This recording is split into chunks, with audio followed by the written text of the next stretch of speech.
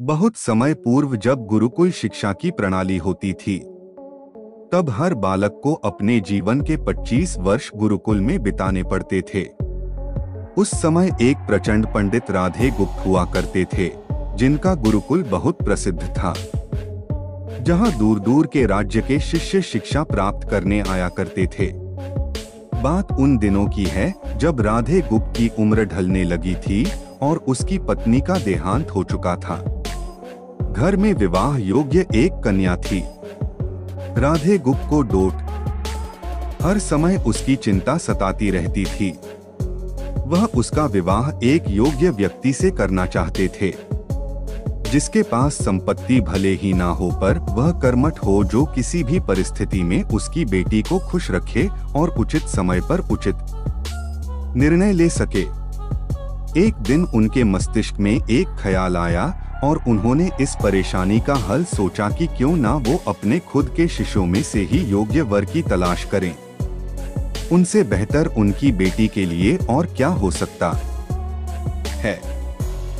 इस कार्य के लिए उन्होंने बुद्धिमान की परीक्षा लेने का निर्णय लिया और सभी शिष्यों को एकत्र किया। राधे गुप्त ने सभी से कहा कि वे एक परीक्षा आयोजित करना चाहते हैं, जिसमें सभी की बुद्धिमानी का परिचय होगा।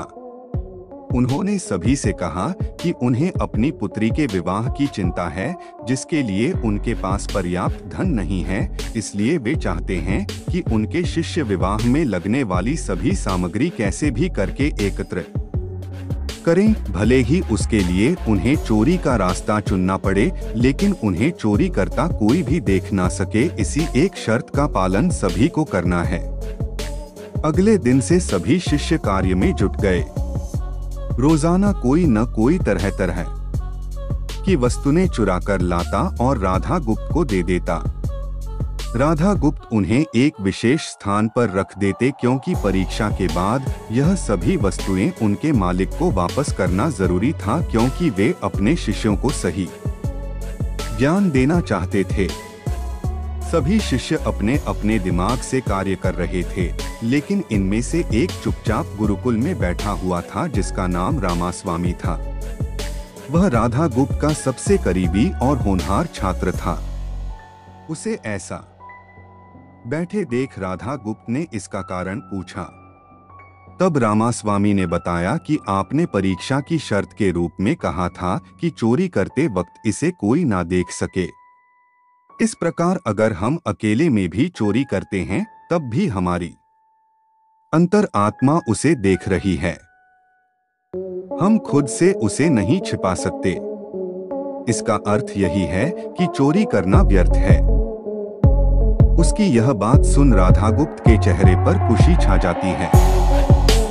वे उसी वक्त सभी को एकत्र करते हैं और पूछते हैं कि आप सब ने जो चोरी की, क्या उसे किसी ने देखा? सभी कहते हैं नहीं। तब राधा गुप्त कहते हैं कि क्या आप अपने अंतर्मन से भी इस चोरी को छिपा सके? सभी को बात समझ आ जाती है और सबका सिर नीचे झुक जाता है, सिवाय रामास्वामी के। राधा गुप्त रामास्वामी को बुद्धिमानी की परीक्षा में अव्वल पाते हैं और सभी के सामने कहते हैं कि यह परीक्षा मेरी पुत्री के लिए उचित वर तलाशने के लिए रखी गई थी। इस प्रकार मैं रामास्वामी का विवाह अपनी पुत्री के साथ तय करता हूँ। सभी खुशी से झूम उठते हैं। साथ ही चुराई हुई हर एक वस्तु को उसके मालिक को सौंपकर विनम्रता से सभी से क्षमा मांगते हैं। कहानी की शिक्षा बुद्धिमानी की परीक्षा से यही शिक्षा मिलती है कि कोई भी कार्य अंतर्मन से छिपा नहीं रहता और अंतर्मन ही मनुष्य को सही राह दिखाता है। इसलिए मनुष्य को किसी भी कार्य के सही गलत के लिए अपने मन को टटोलना सबसे जरूरी है।